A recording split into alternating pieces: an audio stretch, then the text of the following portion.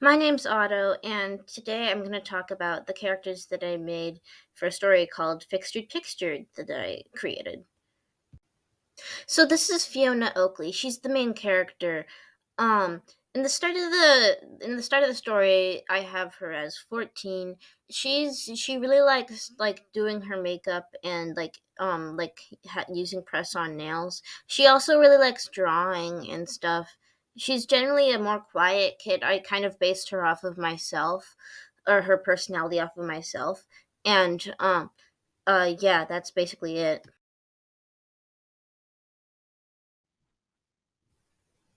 So this is Joan of Arc. Yes, Joan of Arc, the historical figure, the lady that got burned on the stake because they thought that she was a witch for hearing voices from God. She's one of Fiona's best friends. I'll explain how she's here in a second, but like when we get to the world building and storyline area. But yeah. I guess I can highlight how crappy the camera quality is here. It's because I didn't have a tripod to record yet, so I was hanging my phone from a hair tie in my mouth, so that's why that's there. Yeah.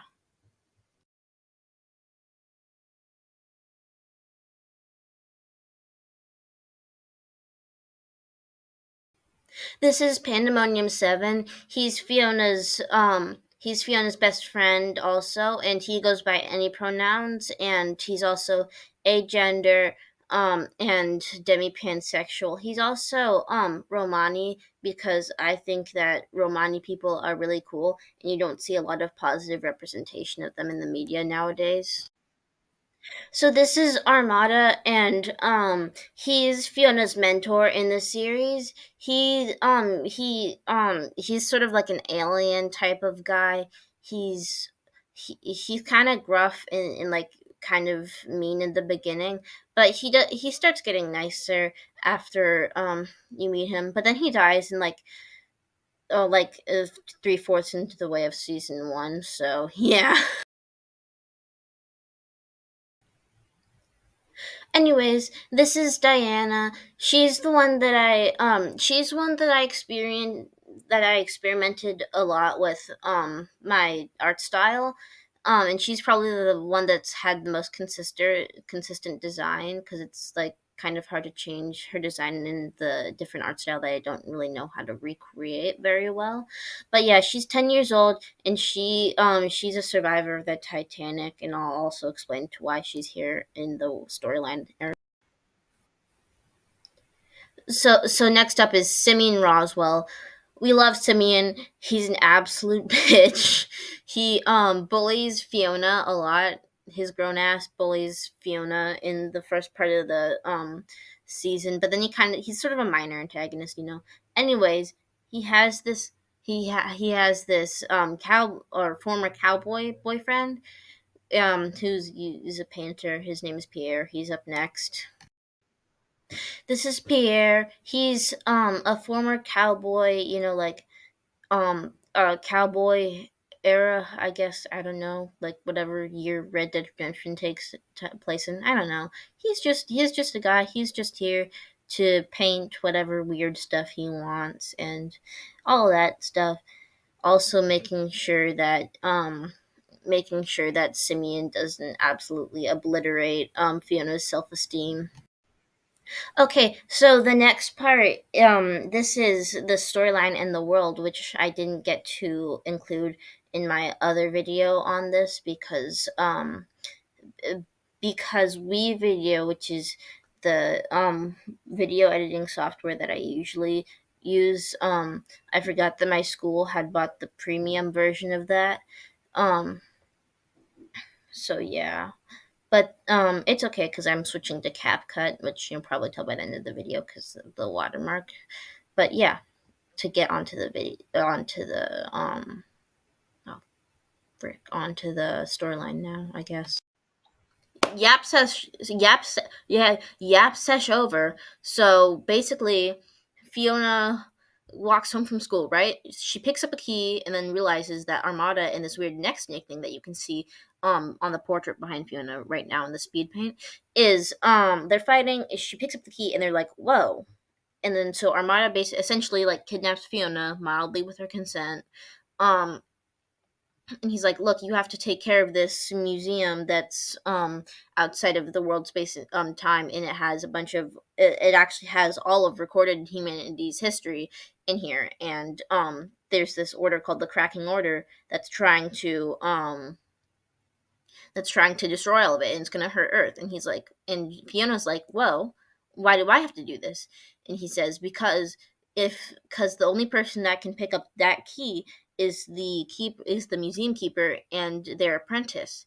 And once the museum keeper has found their apprentice, they're destined to die after a short amount of time. So we don't have a lot of time to like get you trained up and stuff.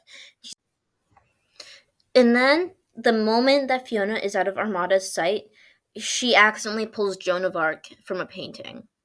Like that's because that's how the paintings work, is that you can like put your arm through or whatever and then pull something out if you want. So then she immediately learns the basics of English, because this is America. And then like a couple days later, she pulls Pandemonium 7 like quite intentionally into the museum. And then I guess like since like I don't want to say that Joan of Arc is racist, but like my historical headcanon is that she's racist, I guess. I don't know. Cuz like I the from what I've seen in like media so far is that there's a lot of negative connotation against Romani people from European countries, because like I've seen like the only piece of media that I've seen with a Romani character in it is like Marvel's Scarlet Witch, and she's played by a white person who called her the G word, like the slur for Romani people. And then the Hunchback of Notre Dame, which I don't think is a very good representation. So that's why I wanted to like have Joan of Arc have a character arc where she goes from being racist against Pandemonium 7, because like they're kind of radically different characters, because Joan of Arc is like this really conservative like crusader French woman, whereas Pandemonium 7 is probably the furthest from. So like I could be like if Pan like since Pandemonium 7 is just like a really good person, he but like Joan of Arc kind of grates on her nerves sometimes, but Pandemonium 7 is still willing to give her a chance. So I'm thinking that they could have like a character arc where they go from like mild mild enemies to like besties. I think that could work a lot. I'm rambling again. Okay, so back to the point, like back to like the storyline and stuff in the world. So basically, the Earth Time Museum has technically three sections. The art pieces, like that's like like which contains a bunch of like oil paintings looking stuff from like all of the important areas in time, like hence why Fiona could pull Joan of Arc out of a painting. And then there's the archives. Is that a Magnus Archives reference? Which contain like all the individual people's like stories and like all the not important stuff, like the stuff that people wouldn't consider important. But everybody's important. That's not the point though.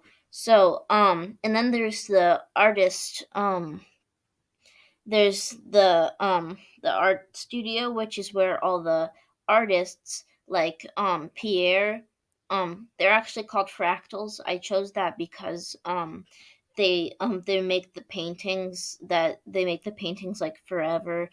And fractals are it's a nice word, and two, it's an infinite shape. I learned that from the Odd Ones Out, actually. But yeah, it's an infinite shape, and since they're painting shapes for infinity, then like why not? And then there's also the reworkers, which is what Diane and Simeon are. They rework the paintings whenever they're damaged by the cracking order to make sure that nothing bad and like nothing is too immediate, like irreversibly goofed up.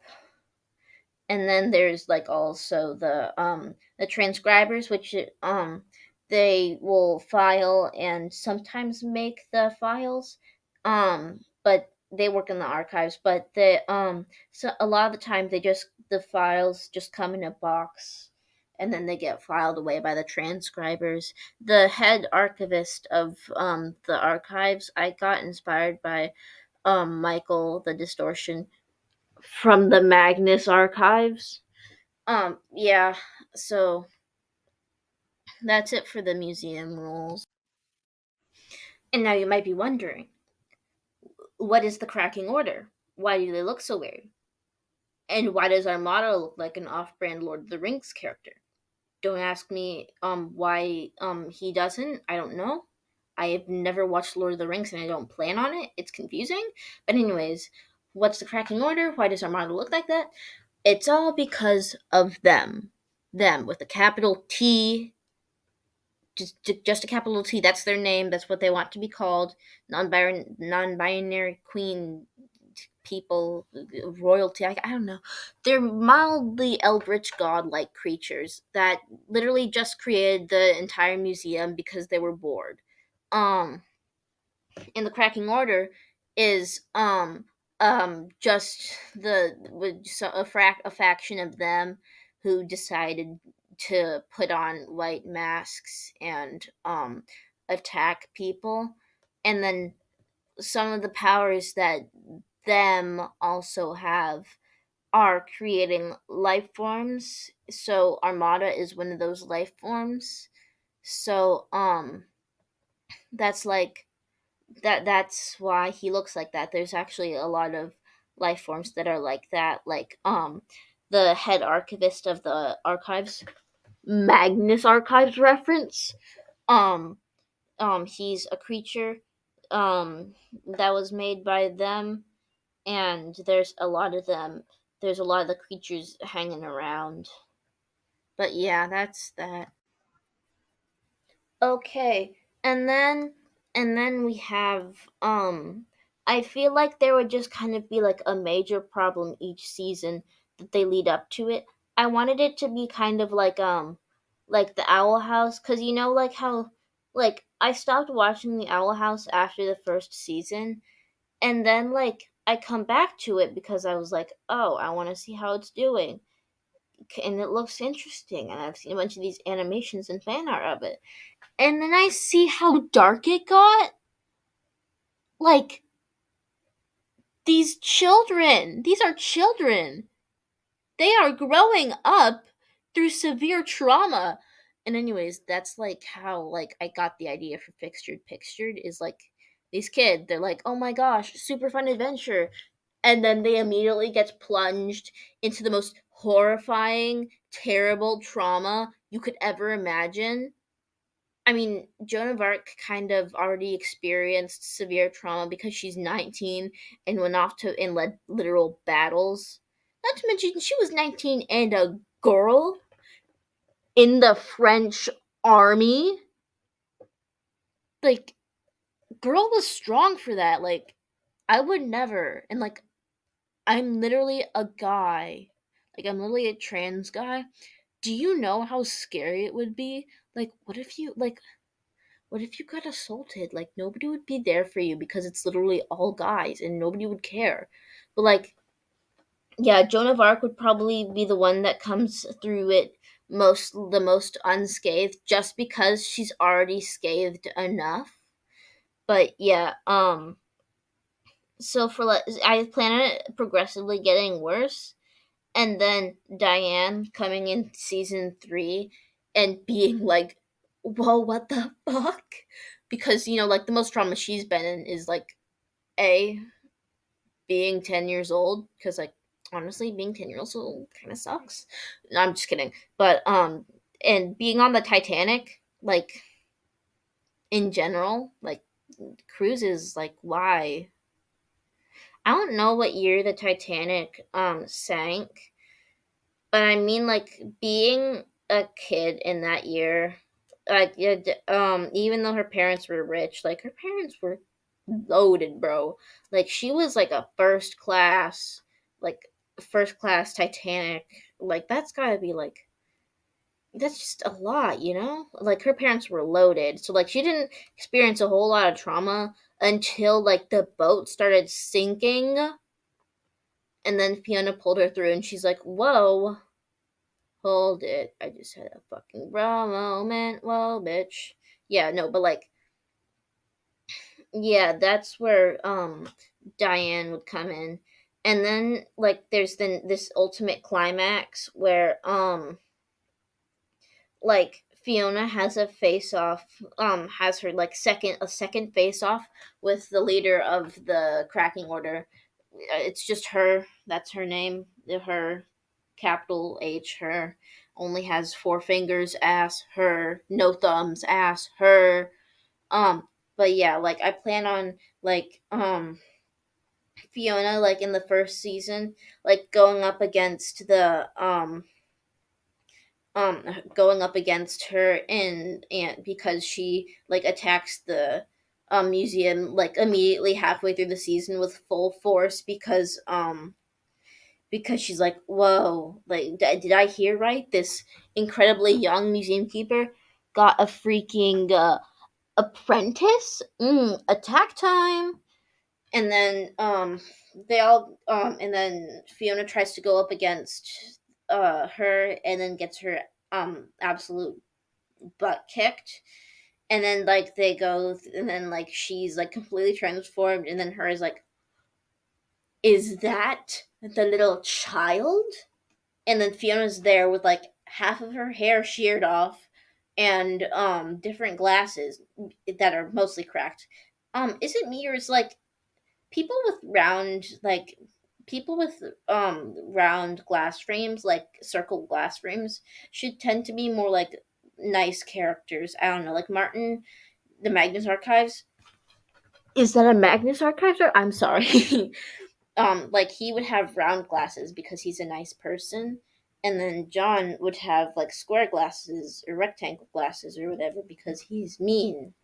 But yeah, so like that's why I put Fiona in circle frames during the first two seasons, but then she gets the oval frames because like it shows that like her wide-eyed innocence is gone. It has been stripped from her. She does not have any more chances to get her childhood back, you know? And then the moment that Fiona Oakley rips the mask off of her, capital H her, like blood, good, gore, whatever, I don't care. Cause like the mask got fused to their face. That's what happens when they freaking like wear masks for all eternity trying to attack the museum. But like then it like cuts to black and then like a museum, but like it's a normal like museum on Earth, and like it's um it's like framed like it's framed like the Earth Time Museum, but it's on Earth, and like it turns out that all of the paintings were like they can't use the paintings on Earth, but like they kind of just like stored them in a pocket dimension because capital T them were like, this is too much of a hassle. Gotta do something else that messes with humans' perception of reality and all that stuff to keep me entertained. That might come back later. Like who knows? Maybe that might be like season 3, or actually it's not. The season 4 isn't the end. But yeah, but then it goes to Fiona who runs the museum. She's the museum curator, and she has all the files because you can't go through the files. You can't like physically go through the files to pull anything. You just read the files, and it has incredibly detailed explanations and all that stuff. So she goes through the files and then like has like and then she becomes a super famous historian, and she has the museum. So yeah, that's Pixtured, I guess. Thank you. Like thank you. I could like hug you right now, like for listening to like this. I think this is gonna be like a like at least like at most maybe I don't know, like 25 minutes long. I don't know. I'm gonna try like I'm editing this as I go, but I'm gonna try and get it down to like the final tax. But yeah, thank you for bearing with me and just like being interested. Like, thanks for giving my channel or this video at least a chance. Like, I know this is gonna be really bad because this is one of my first videos that I'm making, but I hope that I can entertain you as much as making these entertains myself, because with someone with a lot of ideas and stories, it feels really good to just spew all the ideas out there without needing to like have a script. That's the other thing, is that this is entirely unscripted. Oh, I need like I need some water. But yeah, like subscribe if you want. Like nobody's forcing you, but if you want, subscribe. I'm hoping to pump out some more content soon. Yours truly, Otto, the host. Bye.